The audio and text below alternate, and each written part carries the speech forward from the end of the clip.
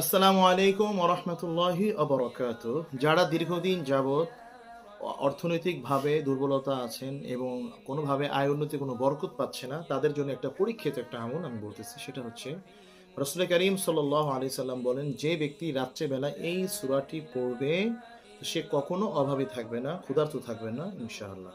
তো এইজন্য এই আমলটা আমাদের বুজুর্গরা শিখিয়েছেন, যারা অনেক ঝামেলার ভিতরে আছেন, অর্থনৈতিকভাবে অনেক সমস্যায় আছেন।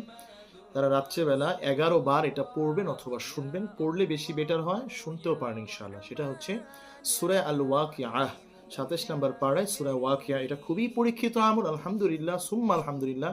আমাদের অনেক রোগীরা এই আমল করে আলহামদুলিল্লাহ ভালো ফল পেয়েছে। চাকরি ছিল না, চাকরি হয়েছে, ব্যবসায় উন্নত হয়েছে এবং আল্লাহ পাক গায়বীভাবে তাদের জন্য রিজিকের ব্যবস্থা করে দিয়েছে আলহামদুলিল্লাহ। এটা কোরআনের বরকত। এজন্য আপনারা সবাই সূরা ওয়াকিয়াটা রাত্রেবেলা পড়ুন। আসসালামু আলাইকুম ওয়া রাহমাতুল্লাহি ওয়া বারাকাতুহু।